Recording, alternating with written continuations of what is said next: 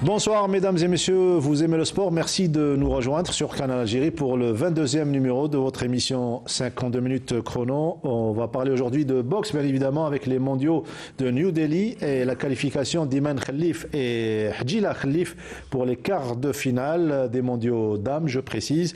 L'Algérie avec 25 médailles dans 600 or qui domine l'Open africain de judo ici à la Coupole Mohamed Boudiaf durant 2 journées samedi et dimanche. On fera également un bilan du tour d'Algérie cycliste, un tour marqué notamment par la forte présence des cyclistes étrangers. Le barrage de Douala qui abrite pour la première fois un championnat national de canoë-kayak dominé par les clubs oranais chez les seniors. Tout cela avec nos invités et notre consultant maison qu'on retrouve avec grand plaisir. Nordine Hanni. Nordine, bonsoir. Bonsoir Mokhtar, bonsoir à tous tes invités, bonsoir à tous ceux qui nous regardent tous les mardis. Et le plaisir est tout le temps partagé. Voilà. Partager de vous retrouver comme chaque mardi pour parler de sport et avoir de vos précieuses analyses. Notre invité aujourd'hui est un habitué à 52 chrono. Il s'agit de Samir Mahnaoui, président du Wydad de Boufari, qui nous fait le plaisir d'être parmi nous. Mahnaoui Samir, bonsoir. Khaled Mahnaoui, merci pour l'invitation.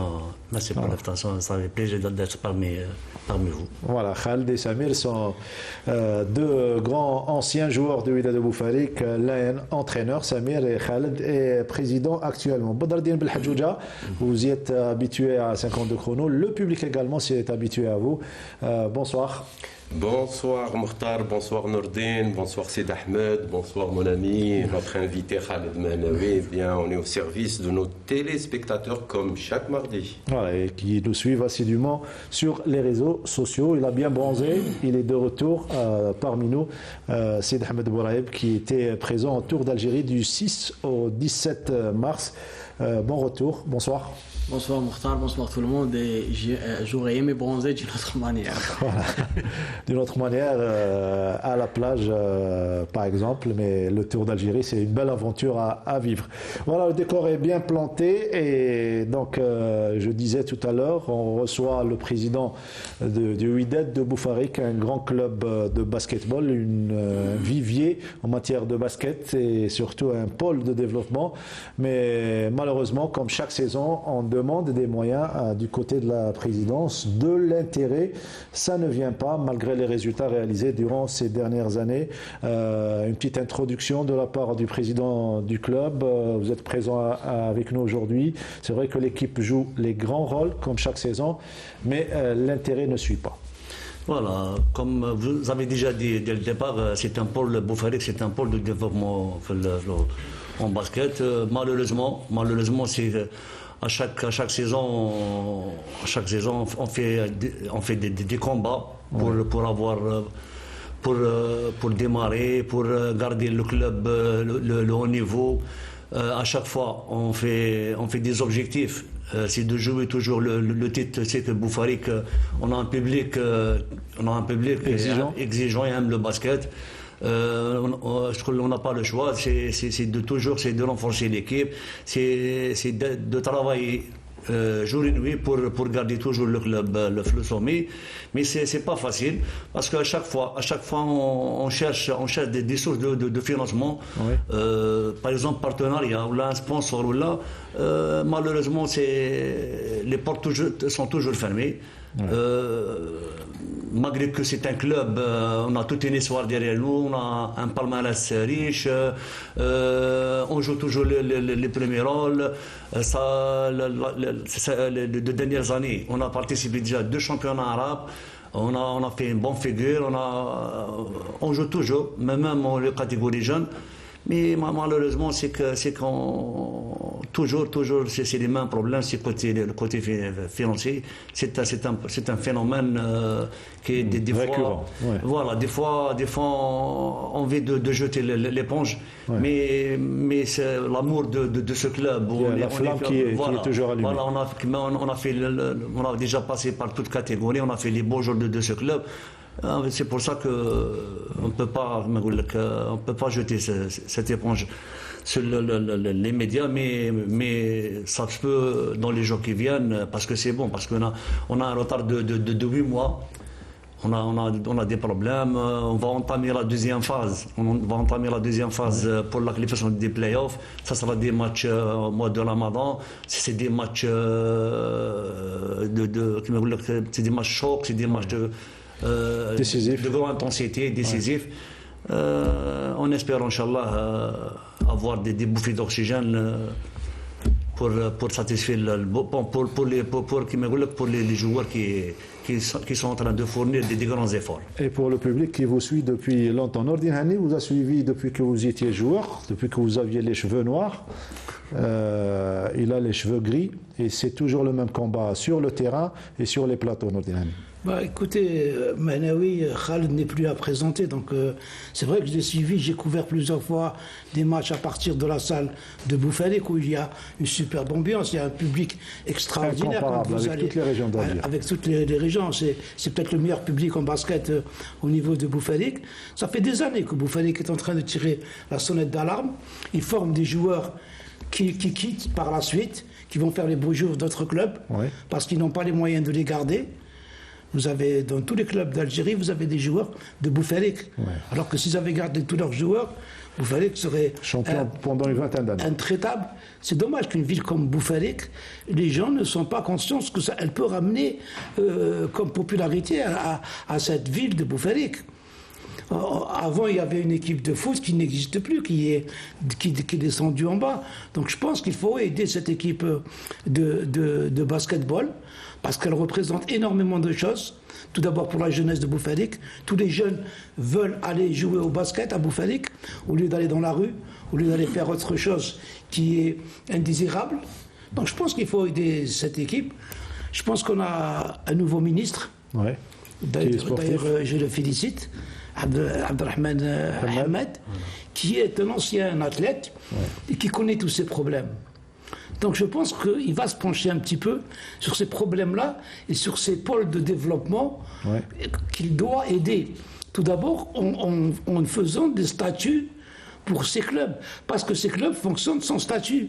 Ils n'ont de nom, les professionnels, ils ne l'ont que de nom, alors qu'il n'y a aucun statut de professionnel. Il y a un grand problème de statut, parce qu'on est toujours là, on a la qualité d'amateur. Absolument, donc on ne peut pas, soit on est professionnel, soit on est amateur, et on ne demande pas de résultats. Mais avant de parler de statut Nordine Hani, je vais poser la question à un pédagogue. Il a fait les grandes écoles du sport algérien, Badardine Belhadjouja. Admettons que vous êtes un responsable dans une région, sans citer de nom, et on vous exige de cibler par discipline et donner l'intérêt par discipline. Quelle serait votre action sur terrain et quelle discipline vous allez cibler en premier? Écoutez, pour cela, il y a eu un travail auparavant, même au niveau du ministère, les pôles de développement par discipline. Et ma foi, il n'y a pas eu de suivi, il n'y a pas eu de choses concrètes sur le terrain. Le cri de notre ami président Khaled Mehnaoui, je ne peux pas rajouter plus que cela. Je ne comprends pas. Le président de la République lui-même avait dit et avait quand même, on sentait qu'il y avait une politique, c'est-à-dire une volonté politique de faire.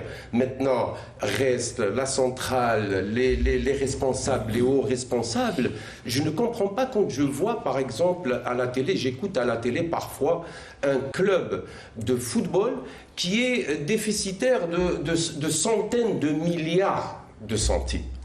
Et un pourvoyeur de basketteurs en Algérie comme Boufalik souffre aujourd'hui et avant. C'est-à-dire qu'ils n'ont aucun moyen. Il ne faut pas oublier aussi, parce qu'on peut rajouter que Boufalik a donné des joueurs pour l'équipe nationale et ne cesse de donner aujourd'hui. Donc je ne sais pas. Je ne sais pas à qui nous adresser aujourd'hui. Nous avons crié très haut. Et j'espère qu'il va y avoir du nouveau au niveau de la centrale et puis qu'il y ait une stratégie au niveau de ce ministère. Les pôles de développement, les techniciens peuvent le retracer. On l'a fait dans le temps. On a donné les pôles de développement sur le territoire national, mais ça n'a pas été accompagné par des gestes. Ça n'a pas été accompagné comme il se doit. C'est dans les tiroirs, c'est dans les tiroirs.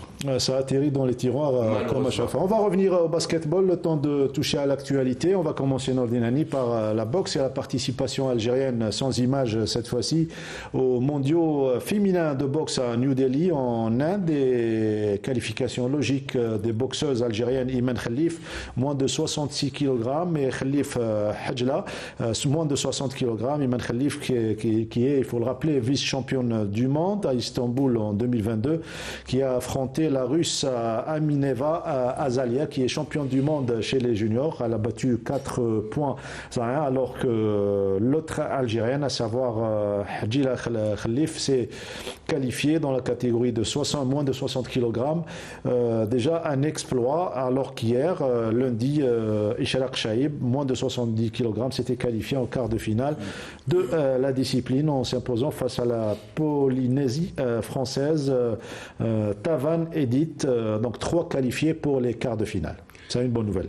Bah écoutez, on connaissait la boxe à travers les messieurs, qui a dominé donc post-indépendance et après indépendance. On a eu énormément de boxeurs.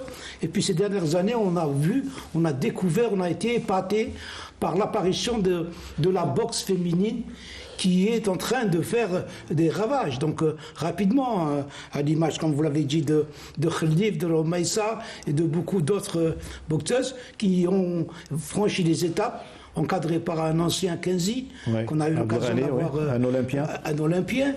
Donc elles sont en train de faire quelque chose d'extraordinaire. C'est tant mieux pour la boxe algérienne, c'est tant mieux aussi pour le sport algérien, mais là aussi ils ont besoin de beaucoup plus de moyens. Ouais. Parce que s'entraîner en Algérie et aller boxer les meilleurs, des fois, à la longue, ça peut pas durer. Surtout qu'il y a les Jeux de Paris bien qui sûr, pointent à l'horizon. Absolument. Donc il leur faut beaucoup de sparring partners qu'on ne peut pas ramener ici. Donc on est obligé d'aller à l'étranger. Donc il faut vraiment un budget conséquent pour non seulement pour ces sportifs-là, mais pour tous les sportifs. Ouais, espérons qu'il y aura qualification pour les demi-finales. S'il y a qualification pour les demi-finales, c'est des médailles assurées.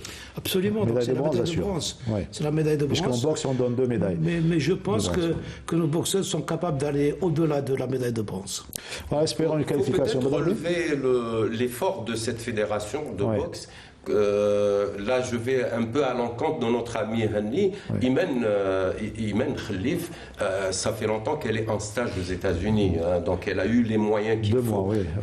J'aimerais voir d'autres jeunes filles accompagner Iman Khalif dans son programme. Et Nordine parle un petit peu du long terme, un petit peu prise en charge de Tokyo à Paris. Absolument. Parce que en plus, Iman Khalif va drainer derrière elle beaucoup de boxeurs qui voudront faire autant qu'elle. C'est le cas. Hein. Autant qu'elle. Donc, donner des moyens à un seul boxeur. Donc, je pense qu'il va falloir. Ça pourrait léser les autres. Absolument. Voilà, donc on passe sans transition à un autre sport de combat, à savoir le judo, et l'Algérie qui a organisé, cette fois-ci avec les images, l'Open international, l'Open africain, et qu'elle a dominé de la tête aux pieds. 25 médailles, 6 en or, 6 en argent et 13 en bronze. Voilà, donc domination. Les médailles d'or ont été l'œuvre de Mohamed Soufiane Belqa, plus de 100 kg, alors que également il y a d'autres médailles d'or avec l'athlète Amina Belqadi qui a décroché l'or durant cette compétition. Il y aura une autre compétition de grande envergure puisque 10 de nos judokas, 6 messieurs et 4 dames représenteront l'Algérie au tournoi Grand Slam d'Antalya en Turquie, prévu du 31 mars au 2 avril en Turquie. Nordine Hani. Écoutez, programme très chargé pour les judokas. Absolument. Donc, vous savez, au niveau africain, ça fait un moment que nos judokas ont prouvé qu'on était parmi les meilleurs. Hein. Donc, ce qui nous intéresse le plus, c'est d'aller vers le niveau mondial, comme on l'a déjà fait de par le passé. Mais ça reste quand même de bons résultats qui vont motiver cette discipline, qui est beaucoup pratiquée en Algérie. Hein. Si vous voyez le nombre de judokas, garçons et Et filles. travers le monde également. C'est le premier sport en matière de pratiquants. Absolument, mais ici en Algérie, vous voyez les salles de judo, elles sont archi combles, hein, archi combles, et puis ça donne de bons résultats. Et ça mérite un retour sur le podium olympique. Podium olympique, et puis donc il y a Qui leur fuit depuis 2008. Absolument, il y a les anciens qui ont beaucoup contribué à cela. Ouais. J'ai une petite pensée pour mon ami Mabed. Mustafa Mabed Larahmou. Mustafa Mabed Larahmou, qui a énormément fait pour le judo, donc à El Harrach et l'équipe nationale. Il y en a d'autres qui sont venus derrière lui, donc c'est toute une tradition au niveau du judo, et c'est pour ça que ça marche, parce que c'est ces enfants qui sont tout le temps derrière ce travail-là. Voilà, ces enfants qui sont derrière ce travail-là, on attend toujours une médaille olympique, c'est ce qu'on espère pour ce sport qui a tant donné pour le sport algérien. On quitte le judo pour parler cette fois-ci de canoë-kayak avec cette première championnat national organisé au niveau du barrage de Douira. Les images s'il vous plaît, un événement qui a connu une bonne organisation et un bon niveau technique. Cette compétition a été une occasion pour le coach national Malek Azaoun d'effectuer une première sélection pour l'équipe nationale qui se prépare pour le championnat d'Afrique qui sera qualificatif aux Jeux de Paris 2024. Pour ce qui est des résultats, les Oranais du ASKM se sont distingués et le club oranais a pu conserver son titre de champion d'Algérie alors que le club Jack d'Alger a raflé tous les titres chez les jeunes catégorie. Une belle ambiance, belle journée et une première dans ce barrage de Douira. Un bon départ pour la nouvelle présidente. Hein, bon départ. Qui vient d'être donc élue dernièrement à la place de Chor Idriss, qui est appelé à aller ailleurs. Oui. Donc elle a été élue et j'ai eu une discussion avec elle parce que je suis concerné par Sidi Ali Boudina, puisqu'elle fait canoë, kayak et aviron. Et elle m'a dit qu'elle allait tout faire, tout son possible, pour que ces disciplines-là aillent beaucoup plus loin. Des jeunes l'ont déjà prouvé. Il y a une jeunesse qui est derrière, Sidi Ali Boudina. Donc elle va tout faire. Et vous savez, une femme, quand elle décide... Oui, c'est vrai. Et elle a un discours convaincant, vous l'avez dit. Ah oui, je l'avais écouté et puis j'étais émerveillé par son discours. C'est une femme qui sait où aller, je crois. Hein. Ouais. Et puis j'espère qu'elle va rehausser le niveau de l'aviron et du canoë-kayak. Du canoë-kayak. On va l'écouter d'ailleurs, elle est au micro de Sarah Drbel qui a couvert cet événement vendredi et samedi. Roule pour la première fois de son histoire ici au niveau du barrage de Douira. C'est un plan d'eau qui est excellent pour l'organisation de tel événement, de tel championnat. Très ouvert, une bonne distance. Donc vraiment, c'est une très bonne prospection et qui rentrera, Inch'Allah, dans le programme des lieux de compétition de la FASAC. C'est vrai que je viens d'être élue récemment à la tête de la fédération, mais n'empêche que je suis déjà un membre de cette famille. J'ai assuré déjà 2 mandats fédéraux, donc je connais très bien les organisations, je connais très bien les 2 disciplines, mais alhamdoulilah, il y a une très bonne organisation vu le temps très court imparti pour la préparation de ces championnats qui sont faits vraiment, on voulait le faire avant Ramadan pour pouvoir organiser des regroupements de l'équipe nationale. Donc ce championnat, c'est un championnat sélectif pour les athlètes des futurs athlètes de l'équipe nationale. Donc il va y avoir une présélection, on va aller dans un stage pour avoir la sélection de l'équipe nationale qui participera aux échéanciers internationaux et notamment les échéanciers qualificatifs pour les Jeux Olympiques de Paris 2024 que nous espérons décrocher des places. Et, on l'a déjà fait, on le fera Inch'Allah avec la participation de tous. C'était une compétition difficile. C'est vrai qu'il y avait un peu de vent, mais j'ai réussi à décrocher la première place. La course malgré qu'il y ait un stress. C'était une bonne course, même si on était très stressé. C'est la première fois que la fédération intègre le K2 dans le championnat national, mais on a réussi à décrocher la première place. La première compétition faite de la saison كانت مليحة وديناها وإن شاء الله نزيدو أكثر. Une belle journée et des sonores plein de sens, c'est un discours qui est convaincant de la part de la Très convaincant. C'est une femme qui sait où aller. En plus, elle est modeste. Elle est très modeste. Et je pense qu'elle va pleinement réussir. C'est un critère de départ. Et comme elle me l'a dit, elle m'a dit, j'ai peut-être pas pratiqué les disciplines, mais je suis une passionnée. Et quand on est passionné... La passion nous emmène très très loin. C'est la passion qui anime Khaled Mahnaoui en basketball. Voilà, oui, c'est la passion, bien sûr. On est l'enfant on est les vents de club. On fait tout pour ce club, pour garder toujours le club le haut niveau, parce que c'est mon deuxième mandat. J'ai fait un mandat de 4 ans. C'est mon deuxième mandat, ça fait sa deuxième année. Au niveau de l'Assemblée générale, on a déjà discuté sur le plan, le plan de ce club. On a tracé des objectifs. C'est la première chose, c'est de toujours, c'est la formation, c'est toujours garder il faut garder cette parce que c'est une école, voilà, on garde toujours la formation, c'est de l'amener les jeunes maximum, de l'essentiel.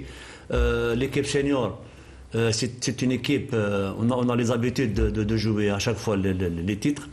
On a participé au championnat arabe 2 fois, mais il nous reste encore un objectif, c'est mon rêve, c'est de jouer le bal. C'est de jouer le championnat d'Afrique. Parce que j'ai participé 2 fois au championnat d'Afrique en tant que joueur. On est arrivé les deux fois en demi-finale. Malheureusement, il y avait le retour là-bas au Côte d'Ivoire à chaque les deux années. Mais mon rêve, c'est de jouer le championnat d'Afrique des clubs. Mais pas avec les moyens actuels. Inch'Allah. Tu sais, Mokhtar, je suis un fonceur. Les problèmes, l'essentiel, c'est de convaincre les joueurs. C'est ça le grand qui me satisfaction, c'est les joueurs. Des fois, les joueurs, ils prennent en considération toujours l'équipe. Même les joueurs, ils veulent jouer ce championnat. Voilà, c'est des challenges. Voilà, vous avez dit, c'est des challenges. Avec peu de moyens. On prend des risques et on force et on entame le championnat. On veut participer au championnat d'Afrique, championnat arabe. L'essentiel, c'est mon objectif. J'ai dit à la famille de basket, mon objectif, c'est de revoir notre équipe le haut niveau et à la scène arabe et africaine. Et vous n'êtes pas loin de cet objectif s'il y avait un minimum de moyens. Vous venez de dire un mot important, je suis un fonceur. Je vous invite de découvrir un autre fonceur qui a surpassé tous ses handicaps pour devenir un grand champion dans la spécialité de canoë-kayak. Il a tapé à l'œil de notre collègue et reporter Sarah Derbel qui a couvert le championnat national et lui a dressé ce joli petit portrait.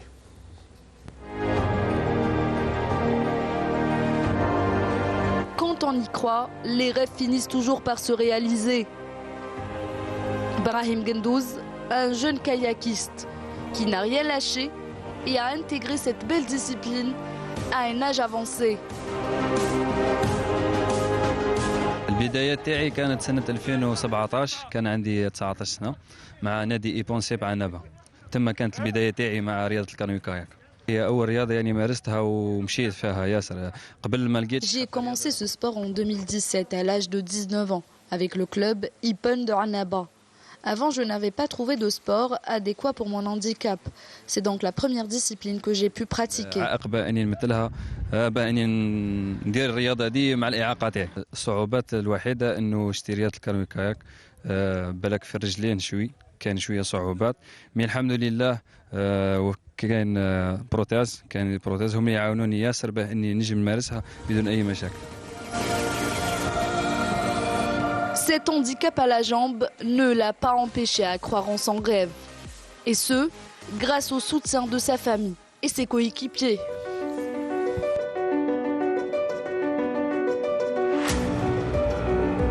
الإعاقة تاعي كانت هي حادث منذ الصغر قبل ما نولد. الوالدة تاعي صار لها حادث هي اللي سببت الإعاقة تاعي هذه. والحمد لله كبرت. Mon handicap était un accident avant ma naissance. Ma mère a été victime d'un accident. Heureusement que les membres de ma famille ne m'ont jamais considérée comme une personne à mobilité réduite. وشتي الزطلات الكل يديروا في رياضه الكانو كاك يشوفوا فيا كما يقول لك صحيح ما يشوفوش فيا ناقص. هذه هي الحاجه اللي زادتني كما يقول لك دفعه اني نكمل ونمارس الرياضه دي.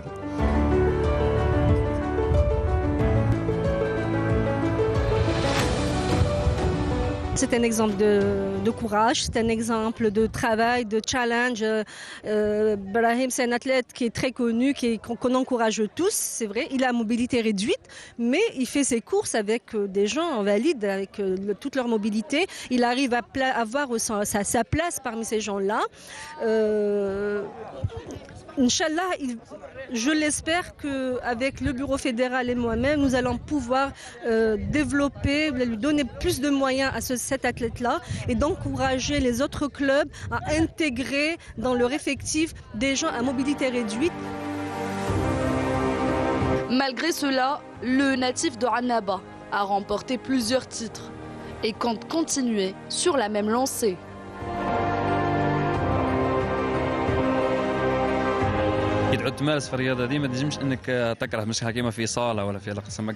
Le canoë-kayak est un beau sport.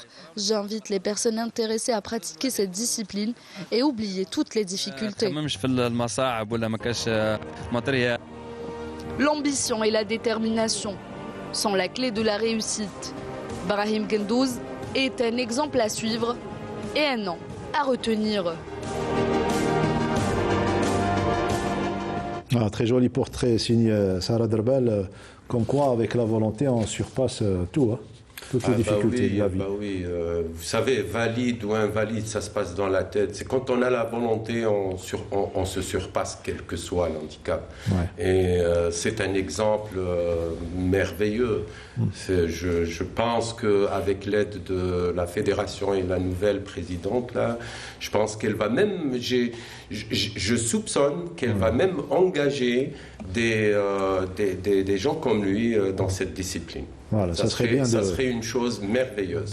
De les injecter dans ce type de... Le handisport est très coté également au niveau de la ville de Boufarik. Il y a beaucoup de champions dans différentes disciplines. Ah oui, Boufarik, on a basket, le goalball. On a les visuels, le goalball, on a deux équipes basket roulant, fauteuil roulant. Ouais. C'est des champions d'Algérie, même ils ont participé au championnat arabe, championnat maghrébin, ils ont fait participer même à des tournois internationaux, je crois à la Turquie.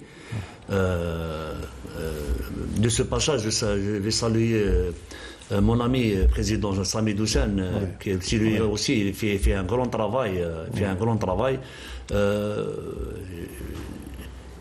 malgré son handicap, il a tout fait pour faire une grande équipe. Et il a eu des titres, mais ça nous fait un grand plaisir. C'est Boufarik, vous avez dit, un pôle de développement, soit valide, soit handicap. Même les visuels, on a un bon groupe. À chaque saison, ils ont eu soit la coupe, soit le championnat. Même de passage, je vais saluer M. Jamal Missoub qui fait aussi, lui, il fait un grand travail.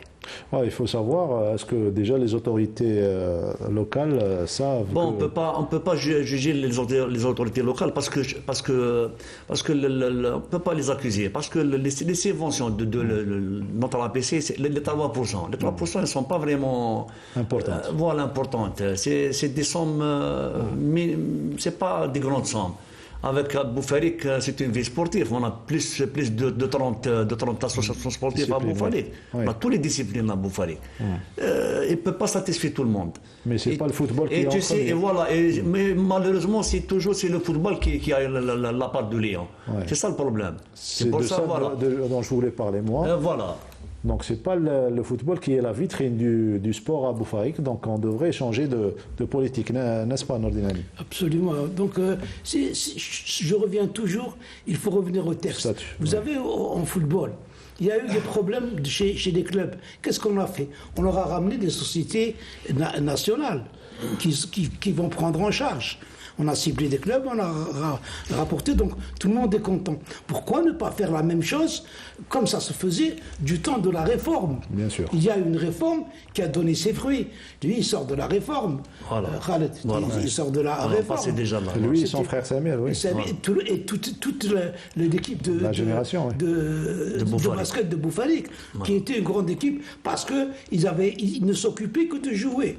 Ouais. Alors que maintenant, c'est devenu leur raison de vivre. Ouais. Et ils sont là à attendre 8 mois sans être payés, sans rien. Mais c'est pas possible. On ne peut pas continuer dans ce sens. C'est pour ça que je dis, il faut trouver des solutions au niveau du ministère. Ouais. Je me demande ce que font les directeurs au niveau du ministère s'ils ne sont pas aperçus. Tout le monde en parle. Il n'y a qu'eux qui n'en parlent pas et qui continuent à gérer le sport d'une manière quelconque. Ou bien on va au sport professionnel et on trouve des solutions. Où on dit, basta, on arrête, et il ne faut plus demander après à aller les attendre à l'aéroport quand ils font des résultats dans des compétitions internationales. Il ne faut plus aller les attendre, parce qu'on ne leur donne pas les moyens. Ben, ce n'est pas normal que Boufalik n'ait pas une société qui soit derrière, parce qu'elle forme. Elle n'est pas une grande salle également. Elle fait de la formation également. Il y a beaucoup de clubs qui ne font pas de formation comme Boufalik, qui achètent des joueurs. Boufalik n'achète pas de joueurs. Au contraire, ils perdent des joueurs. Ils perdent des joueurs. De grands joueurs qui disparaissent parce qu'ils n'ont pas les moyens. De les garder. Donc, il faut... Il faudrait peut-être, il faut le dire sans rougir, hein, il faudrait repenser la manière et le système de financement par le biais du ministère. Vous avez totalement raison. Et c'est la première responsable, c'est-à-dire l'instance responsable du financement du sport, d'un côté. D'un autre côté, il faut le crier très haut. On veut faire du sport de performance ou on ne le veut pas. Si on veut faire du sport de performance, c'est coûteux. Il faut mettre le paquet dans toutes les autres disciplines, pas uniquement le football. Je suis désolé. Le football ne peut pas être la première discipline sportive en Algérie. Il faut le dire. Voilà, même ça va influencer sur l'équipe nationale. On est à la porte d'un champ de jeux panarables, la CHAN au basket. Si les clubs ne s'entraînent pas, si les joueurs ne donnent pas des efforts, on ne va pas avoir une bonne équipe nationale. On va avoir une bonne équipe nationale. Ahmed Ben Yabou a beaucoup de mal. Justement. La preuve, la semaine dernière, on a vu le forfait de l'équipe du Mouloudia d'Alger. Voilà. Une équipe qui est composée de grands joueurs, de joueurs internationaux. 6 joueurs en équipe nationale. Et qui font un forfait aussi et au vu de tout le monde. Et personne ne réagit. Et si vous avez... dernièrement, on a joué contre le CSI Constantine. Vraiment, ça nous fait mal au cœur. Une équipe comme le CSI Constantine, elle déplace avec 5 joueurs. C'est des jeunes joueurs, vraiment, c'est décevant. À la limite d'un forfait. On va le basket. Voilà, à la limite d'un forfait, voilà. On va le basket. C'est toujours ce problème d'urne, des élections. On voulait des solutions. Il y avait 5 ans de ça. Il y avait monsieur le ministre Oueldali. On a resté sur autour de table. On a discuté le problème de finances. On a demandé, les clubs, ils ont demandé l'HTL. Le ministère, aide les clubs sur le plan, l'HTL. Jusqu'à maintenant, il n'y a rien. Il y a eu des promesses. À chaque assemblée au niveau de fédération, il y a les représentants de l'MJS qui viennent, on parle, nos problèmes, ils prennent ils prennent les doléances des clubs au niveau du ministère, mais en contrepartie, il n'y a pas de suivi. Eh ben, vous avez un ministre qui est un sportif, qui connaît le terrain. Peut-être qu'il va changer, Inch'Allah, les choses. C'est ce que. Il faut qu'il fasse le ménage un peu autour de lui. Ah, ça, c'est l'avis d'un ancien sportif. Les derniers temps, vous avez eu les sociétés étatiques ou privées, voilà. Ce qui se passe au niveau du football. Par rapport à notre discipline, le basket, ils peuvent, pourquoi pas... Pas uniquement le football. Voilà, le football. Pourquoi pas, par exemple, Boufalik, je ne sais pas, est-ce que je peux citer une grande société, les grandes sociétés, par exemple, Madar, CRB. On est en train de la citer au niveau du foot. Ils peuvent prendre en charge change l'équipe de basket de Boufanik. Ça coûte, par rapport au football, ça coûte rien. Voilà. Ouais, c'est 10 fois rien. Voilà. En espérant que le message est passé. De toute façon, on n'a rien à perdre. Nordine, on continuera d'en parler tant que l'émission existe. On change d'air et on change de discipline pour parler de cyclisme. Sid Ahmed Bouraïb, vous avez couvert le Tour d'Algérie cycliste, je le disais tout à l'heure. Très belle aventure à vivre. C'est plusieurs étapes pendant une dizaine de jours. Qu'est-ce qui vous a marqué tout au long du parcours? Bon, déjà, le niveau général était bien plus élevé que l'année passée. Ouais. Il y avait plus de clubs, plus de coureurs étrangers. Il y avait beaucoup d'Européens qui sont venus ici, la plupart pour la première fois. Il y a eu de belles performances, notamment les jeunes catégories, les U23, puisque la plupart du temps, il y avait le maillot blanc et le maillot jaune qui étaient sur le même cycliste, c'est-à-dire le meilleur jeune et le meilleur classé au classement général. On a fait un très beau parcours. On est descendu jusqu'à Biskra, la porte du désert. On est remonté vers les Aurès, les hauts plateaux, jusqu'à la mer Méditerranée. Vraiment, on a tout vu. Ça se voit que ça vous a marqué, le fait de se rappeler ce qu'il y a eu comme au programme. Le cyclisme, donc, c'est le bilan, puisque ça s'est terminé vendredi passé. Le bilan du Tour, il est signé Sid Ahmed Bouraïb.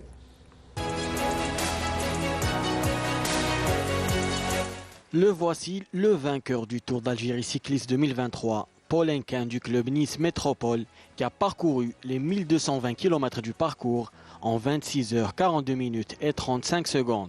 Le peloton composé de 93 coureurs représentant 16 équipes de 12 pays différents est passé par 10 wilayas de l'est du pays. Tout a commencé à Borj Bouarerij avec le traditionnel prologue, une course contre la montre d'environ 4 km. L'Allemand Adrien Carry sera le premier vainqueur d'étape et le premier à porter le temps convoité maillot jaune. Un maillot jaune qu'aucun Algérien n'arrivera à enfiler malgré les très belles performances enregistrées. En effet, il remporte 8 étapes sur 10. Hamza Yassine s'octroiera la part du lion avec 4 victoires, suivi de Reguigui avec 3 victoires, dont les 2 dernières, et Nassim Saidi qui a remporté l'étape Sétif Constantine. Un lot de consolation pour Hamza Yassine qui gardera le maillot vert, celui de meilleur sprinter, après l'avoir gardé 7 fois sur 10. Après Caris et le néerlandais Lars, le maillot jaune restera sur les épaules de l'italien Oyoli le temps de 2 étapes avant d'être arraché par Henquin à Sétif qui le gardera jusqu'à la fin. Idem pour le maillot blanc remporté 4 fois par Oyoli et 6 fois par Henquin. À partir de la 3e étape entre Boussaada et Biskra, les maillots jaunes et blancs auront chaque fois le même porteur, ce qui démontre le haut niveau montré par les espoirs lors de ce tour. Le maillot à poids, celui de meilleur grimpeur, aura été monopolisé tout au long du tour par l'Érythréen Daoud, qui ne le perdra qu'une seule fois à Biskra, au profit de Raphaël Muscat. Ça a été un peu dur, un peu éreintant, parce qu'il y a eu une longue bosse, ça a mis un peu tout le monde dans le rouge, mais j'ai tenu bon et mon équipe m'a bien entouré, donc au final, ça m'a pas posé tant de problèmes que ça. Alors, c'était déjà super bien. Autant sportivement que culturellement, parce que j'ai découvert beaucoup de choses et j'ai appris de moi-même même. Donc très positif ce tour. C'est un honneur pour moi d'avoir participé à cet événement. Mon but dès le début était le maillot vert. Mon prochain objectif, c'est les Jeux Olympiques, où j'espère honorer mon pays.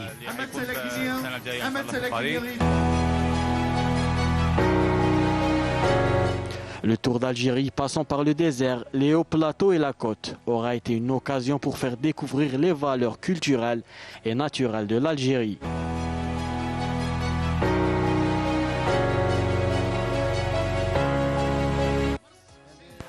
La prise en charge était au top. Nous n'avons manqué de rien. J'ai découvert un très beau pays et je suis ravi d'être ici. Je ne connaissais pas Constantine avant, je l'ai vu sur Internet, mais la découvrir de ses propres yeux, c'est vraiment autre chose.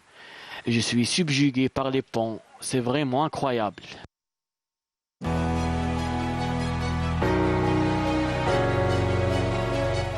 L'événement, un franc succès, a été caractérisé par une organisation sans faille.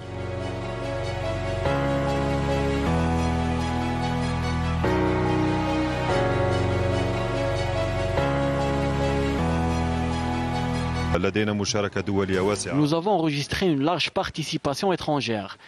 En tant qu'organisateur, nous avons deux obligations. Une obligation sportive qui consiste en l'enregistrement de bons résultats pour les cyclistes algériens et une obligation d'ordre organisationnel qui a pour but de démontrer que l'Algérie a les capacités d'organiser n'importe quelle manifestation sportive.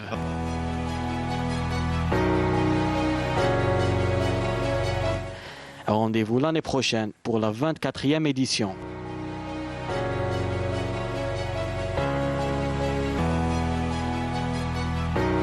Voilà, le rendez-vous est pris, donc fin de ce tour jeudi dernier et pas de repos le lendemain, vous avez enchaîné avec le Grand Prix d'Alger. Oui, le traditionnel Grand Prix d'Alger, la rue Asla Hussein, parcours traditionnel, 50 tours pardon. Au total, c'est 82 km. Donc on pense que c'est facile, mais c'est vraiment difficile puisque c'est une course d'endurance. Ouais. Donc celui qui est un peu en retard du peloton est éliminé. Ouais. Et c'est les plus forts qui restent à la fin. Les meilleurs sont restés. On va suivre tout cela en images. Résumé du Grand Prix d'Alger. 79 coureurs représentant 16 clubs et nations étaient sur la ligne de départ. Le circuit fermé est d'une distance d'1 km 650 mètres que les cyclistes devaient traverser 50 fois, soit 82 km 500 au total. Yousf Reguigui et son club Terangano prennent les commandes dès le début. Ils changent rapidement de tactique et passent en outsider. Après 25 tours, l'Italien Oioli s'échappe, mais fatigue au fil des kilomètres. Au 37e tour, c'est Hamza Amari qui prend l'échappée, avec 16 secondes d'avance, mais est vite rattrapé. Le peloton est à nouveau en un seul groupe.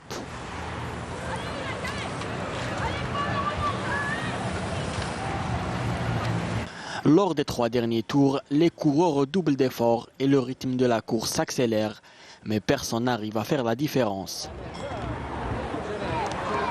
La victoire se jouera lors du sprint final où Yousf Reguigui franchit la ligne d'arrivée en premier avec un temps d'1 heure 51 minutes et 53 secondes.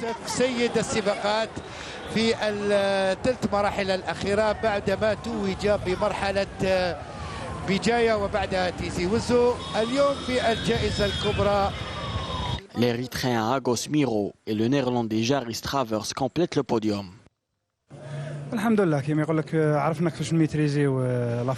On a su gérer notre rythme. J'étais chargé d'être le leader de mon groupe. Le circuit est très rapide et je le connais très bien. Contrôler la course. Circuit vite, marouf. Vivement la prochaine édition. Le rendez-vous est pris pour la prochaine édition du Tour d'Algérie et du Grand Prix d'Alger sans transition. Si vous permettez, j'aimerais rendre un hommage à toute l'équipe de la télévision algérienne qui a couvert l'événement. Voilà, il y avait avec moi 4 autres journalistes. Il y avait l'équipe technique, celle du son, les caméramans. Les chauffeurs. Les chauffeurs, puisque des fois on se déplaçait tard dans la nuit ou bien tôt le matin. Les monteurs aussi, bien sûr. Il y avait aussi directeur de production, régisseur de production. Il y avait aussi le service web qui était représenté par un journaliste. Et aussi l'opérateur de drone qui nous a ramené de très belles images. Voilà, il y avait Sid Ahmed Bouraib qui a perdu au jeu de domine avec Omar Jemaï. Il n'y avait pas eu de domine cette année. Voilà, il y a le cache domine à l'âme. Omar Jemaï, donc, comme un vrai chef d'orchestre qui a mené ce groupe de la télévision algérienne pour réaliser et les résumés quotidiens ainsi que les couvertures à travers les différents journaux télévisés. Sans transition, on passe à notre sport individuel, l'athlétisme, avec les résultats qui ont tapé à l'œil de notre consultant spécialiste en la matière, Abdaldine Belhadjouja, notamment ce dernier mois, on va dire. Oui, Mortar, donc de très bons résultats ont été enregistrés lors de la 5e édition Élite et Jeunes Talents, qui s'est déroulée au Stade Annexe les 17 et 18 derniers de ce mois-là. Et les jeunes catégories U18 et U20 ont brillé lors de cette compétition. J'espère de tout cœur que ces jeunes n'ont pas été poussés à bout par les entraîneurs. Hein. L'obligation de résultat. Parce que nous sommes qu'au mois de mars, il faut le dire. La saison estivale de l'athlétisme, c'est à partir du mois de juin, juillet, août. Hein, vous voyez. On est en période pré-compétitive. Pré-compétitive. Donc c'est ce qui m'a fait un peu peur. Moi, j'ai toujours comparé un athlète à un citron. Si on le presse d'un seul coup, on n'aura plus besoin on va jeter ce citron. Donc c'est pas le moment d'avoir le pic de forme. Mais restant optimiste, ces jeunes ont réalisé des minima pour participer au championnat d'Afrique U20 et U18. Je peux citer quelques-uns quand même.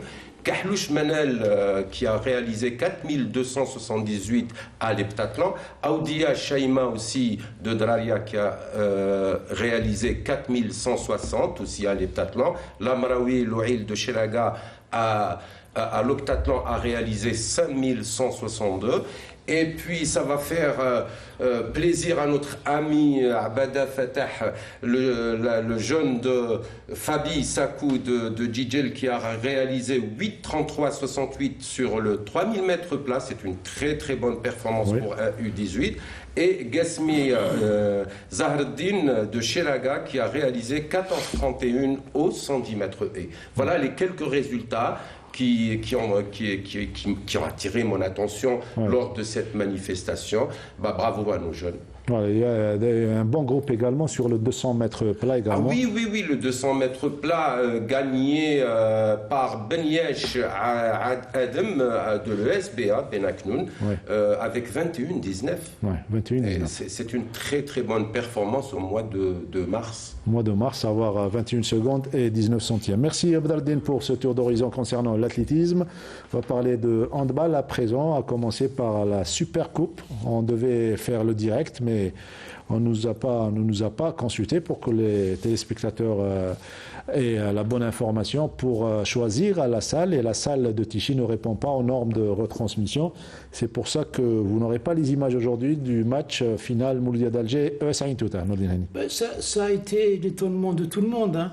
Pourquoi le choix de Béjaïa de Tichy pour abriter une super coupe? Je pense que le handball a besoin d'être médiatisé ces derniers temps, après tous les problèmes qu'il a vécu. On avait eu l'assurance avec la présidente de la fédération qu'on allait l'aider à condition qu'elle programme des matchs dans des salles où on peut faire de la retransmission directe. On ne peut pas faire dans n'importe quelle salle. C'est une petite salle. Il n'y a même pas où on peut installer des camions de la télévision. Il n'y a pas où on peut installer. Il n'y a pas assez de luminosité. On en a parlé. Ils ont fait fi de tout ça. J'ai eu beaucoup de coups de téléphone puisque tout le monde m'a demandé pourquoi on ne faisait pas passer le match. Il faut en vouloir à la fédération et non pas à la télévision qui a voulu. On a voulu, puisque j'étais désigné pour couvrir ce match et on s'est aperçu qu'on ne pouvait pas le faire au niveau de cette salle de Tichy. Finalement, donc, le Mouloudia ne voulait pas jouer ce match. D'après mes informations, ils ont demandé, puisqu'ils sont dans un problème, au même titre que toutes les autres sections, ne voulaient pas jouer ce match, mais ils ont demandé la permission à la fédération. S'ils ne les sanctionnaient pas, la réponse a été non. Si vous ne participez pas, vous allez avoir des sanctions. Donc ils ont participé, mais ça n'a plus le même attrait qu'avant. Donc une finale pareille. Ain Touta en a profité. Ils ont gagné. Bravo à Ain Touta. 29-24. Absolument. Pardon. Ain Touta qui continue sur sa lancée, avec le Hajj Mourad, le président, et le Habib Khraifia qui est à la tête de cette équipe. Ils ont remporté cette coupe, c'est tant mieux pour eux, mais c'est tant pis pour tous les Algériens d'Algérie qui voulaient vraiment voir ce match. Ils ont été sanctionnés, je le dis bien, par leur fédération. Voilà, et la télévision algérienne était prête pour couvrir l'événement qui a eu lieu à partir de 16h. Hier, c'était le 20 ? Et c'est une date importante pour la fédération ? Pour les dossiers du futur DTN ? Oui, c'était le dernier délai pour le dépôt des dossiers, donc on va attendre le résultat qu'on communique au moins les noms. Qu'on soit au courant. qui ont été retenus. Bon, moi, j'ai ouï dire que le futur DTN était choisi bien avant les listes. Ouais. Bon, on confirmera ça. À confirmer. À confirmer. Si j'ai le même nom qu'on me l'a donné. Donc c'est pas une rumeur. Voilà, on revient sur la journée de vendredi. C'était la 10e journée de championnat d'excellence avec un match qu'a couvert pour nous Linda Teboul entre Riyad El Harrouch et le Mouloudia d'Alger, justement, qui est à la salle de Ain Taya. Victoire des Mouloudéens. 34-22, domination du Mouloudia d'Alger qui préparait justement cette super coupe face à l'ES Ain Touta. Un bon match de préparation face au Riyadi El Harrouch qui occupe la 9e et dernière place du groupe à Nordinani. Oui, le Harrouch n'est plus l'école qui était le Harrouch avant, hein, donc par rapport toujours au même problème qu'a soulevé donc Khaled Manawi, c'est des problèmes de moyens. Mais écoutez, quand vous voyez un championnat à 27 clubs, c'est normal qu'on ne peut pas avoir de moyens. On ne peut pas donner de moyens à 27 clubs, il faut être logique. Même en basket, moi je trouve que 20 clubs, c'est énorme, 20 clubs, un championnat de 20 clubs. Alors qu'il vous parle de Constantine, une équipe qui se déplace avec 5 joueurs, qui termine le match à 3 joueurs. Mais c'est quoi ce championnat? Il faut prendre des mesures et donc revenir à un maximum de 12 clubs, 10 clubs, pour pouvoir parler aussi, parce que c'est un petit peu la faute des fédérations qui mettent beaucoup de clubs et l'État ne peut plus aider. Donc c'était un match à sens unique pour le Mouloudia d'Alger devant Al Harrouch, même si le Mouloudia d'Alger a des problèmes ces derniers temps. On connaît ces problèmes-là, donc on ne va pas revenir dessus. C'est tout un dossier. C'est tout un dossier. C'est toute une histoire. C'est toute une histoire, voilà. Voilà, on écoute les principaux intervenants juste après la fin du match.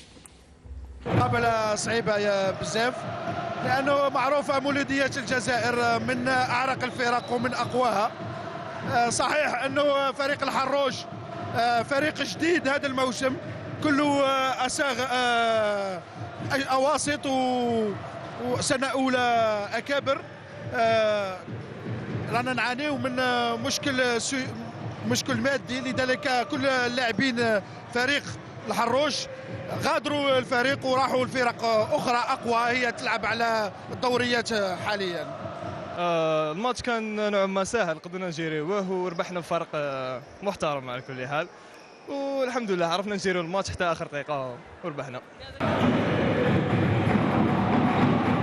D'écouter les intervenants après cette rencontre. Cette fois-ci, on passe au basketball pour parler du match USM Blida face à l'USM Alger. Un match, ou bien avant cela, basketball, c'est le résultat des tirages au sort. Aujourd'hui, des 8e de finale de Coupe d'Algérie avec Guet Constantine face au PS Al-Ulma. Tirage au sort effectué aujourd'hui au sein de la fédération. Al-Ulma, deuxième équipe, WRB Al-Ulma face à l'USM Blida. Mouloudia d'Alger, une belle affiche face au CRB d'Al-Bédar. Ouiba Club Basketball face à l'OS Borj Bouaïd. L'USM Alger affrontera CR Ben Nissaf. Et votre équipe, le Wydad de Boufaïk, face à l'OMS Miliana. Et Boukhadra face à Stawali et Tarad Dararia face au Nasr du Sindé, un derby algérois. La 18e journée du championnat national de Super Division avec un match à vous proposer, celui qui a opposé l'USM Blida à l'USM Alger. Couverture Sami Achichou. Le match a commencé avec beaucoup d'énergie de la part de l'USM Alger qui a réussi à prendre un avantage dès les premières minutes grâce à leur jeu offensif. Cependant, les locaux n'ont pas été efficaces face au panier. Ils ont perdu beaucoup de shoots. Fin du premier carton, 22-10.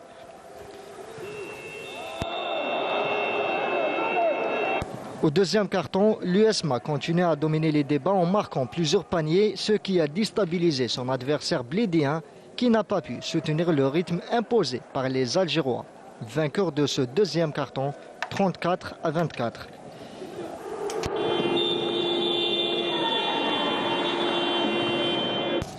Au retour des vestiaires, le match reste très disputé.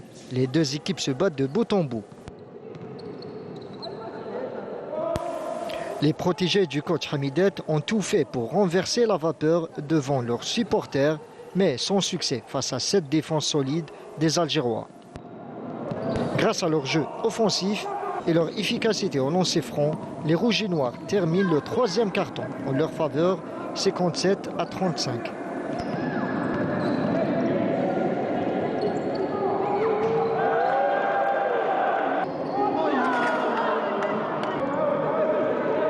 Après avoir dominé la rencontre, l'USM Alger sort victorieuse, 71-51 points.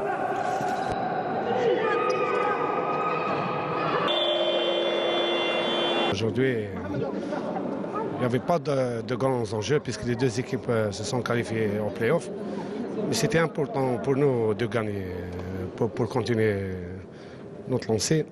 Inch'Allah, pour bien préparer la deuxième phase. Inch'Allah.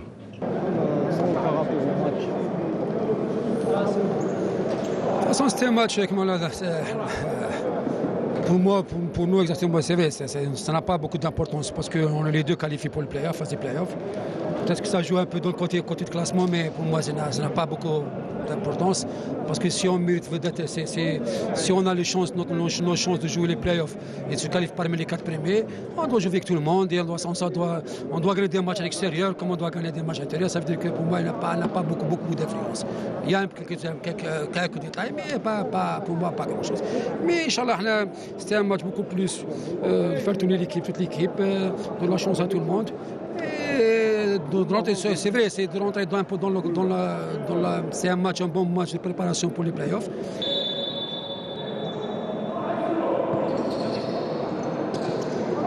Un autre enfant de Wydad de Boufarik, de l'école Boufarik. Oui.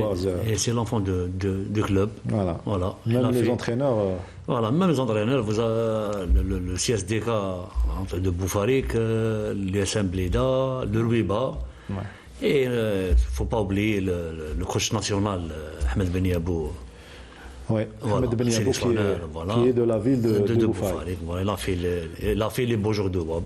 L'équipe de Boufarik qui occupe la première place dans le groupe B, qualifié logiquement donc pour les playoffs. Le plus important, c'est pas les playoffs, c'est la deuxième phase qualifiée aux playoffs. Voilà, qualifiée aux playoffs. Ouais. Voilà, je dis avant. Les 4 premiers des deux. Voilà, les deux 4 premiers, on va entamer la deuxième phase. Oui, club, on a les retours, ça fait 14 matchs. C'est des matchs qui seront vraiment grande intensité, disputés, des bons matchs. Je vous invite à Boufarik, vous allez voir, la salle sera pleine, une bonne ambiance. Inch'Allah, à chaque match, il faut le fair play et de gagner. Non, même pas besoin d'invitation pour aller à Boufarik, tellement le basketball est spectaculaire. On est très bien accueillis. Très bien accueillis, une bonne ambiance et la presse est bien servie. Surtout si c'est Ramadan, c'est la vie. Voilà. Il ne faut pas rater. Un petit mot de tennis, Nordin. Absolument. Donc en tennis, encore une nouvelle affaire. On pensait que c'était terminé après la suspension de l'ancien président, un nouveau bureau fédéral, et puis ça continue. C'est plus une fédération de tennis, c'est devenu un tribunal. On sait que Nabil Abouchabou et 2 membres ont été enlevés par l'ancien bureau fédéral alors qu'ils étaient membres. Et juste pour rappeler que Nabil Abouchabou, la semaine dernière, a disputé un championnat arabe de vétérans et qu'elle a remporté 3 titres. En simple et en messieurs. Donc c'est quand même une dame du tennis algérien. Il y a eu même une dame, une parente d'un enfant, on en avait parlé, qui avait été appelée pour un conseil de discipline, alors qu'elle ne fait même pas partie de la fédération. Cette fois-ci, c'est un monsieur du tennis, c'est Ben Habiles, le président de la Ligue d'Alger. Donc il y a eu le 24 février, il y a eu une assemblée générale où on a parlé des bilans moraux et financiers. Et normalement, quand il y a une assemblée générale, on vient pour parler de ces bilans, soit c'est des critiques positives, soit c'est des critiques négatives. Mais les gens ont le droit de critiquer. Donc il y a eu une critique de Ben Habiles sur ce bilan. C'est son droit. Et donc il y a eu un emportement du secrétaire général de la fédération. Ils se sont accrochés tous les deux. Et aujourd'hui, Ben Habiles reçoit une convocation pour passer devant le conseil de discipline. Il faut arrêter là les frais. Maintenant, sinon, si tous les enfants du tennis vont passer devant le conseil de discipline, c'est plus là. Il faut fermer cette fédération de tennis. Ah, c'était le coup de gueule de Nordin Hani. Oui, je disais, je tente des nuls. Une assemblée générale, c'est un organe souverain, c'est là où on peut s'exprimer totalement. Et c'est malheureux. Là, je ne comprends plus rien. En plus, c'est le membre qui place le président et le secrétaire général. C'est le membre qui a le droit de... Mais oui. Voilà, donc parenthèse fermée, affaire à suivre, on y reviendra la semaine prochaine. Un dernier mot, Khaled, avant de nous quitter. Bon, je vous remercie toujours de l'invitation. Je lance un appel de ce plateau à toutes les autorités locales au niveau de Wilaya, au niveau de DGS, c'est de dédier ce club. Ouais. Et ce club mérite beaucoup plus que ça. Ouais, on mérite un sponsor, on mérite beaucoup de choses parce qu'on a toute une histoire derrière nous et ce club c'est la fierté de la wilaya, c'est pas de la ville. Et de l'Algérie également. Voilà, alhamdoulilah, on a toujours laissé des bonnes empreintes à cette balle orange. Voilà, donc le message est passé. Inch'Allah, plus d'intérêt pour la balle au panier à Boufarik. Il faut rappeler juste que durant le mois sacré de Ramadan, d'ailleurs, Sahar Ramadan.com, c'est à partir de jeudi ou vendredi. Donc l'émission aura lieu les mardis, mais ça sera à partir de 17h. Canal Foot, c'est à 16h chaque dimanche. Et Weekend Sport, c'est chaque jeudi à partir de 17h également. Merci Sahar Ramadan.com. Merci à toute l'équipe du studio numéro 2, à leur tête, le réalisateur Saïd Bouhadjoum, Khaled et également Hanan Belkhiri, Hajar Bessa au Scriptana et tous les journalistes du staff journalistique donc, de Canal Algérie. Un joyeux anniversaire à ma fille chérie Roselaine qui fêtera demain, Inch'Allah, ses 16 ans. Et voilà. Et joyeux anniversaire Roselaine. Joyeux anniversaire. Mardi prochain, Inch'Allah.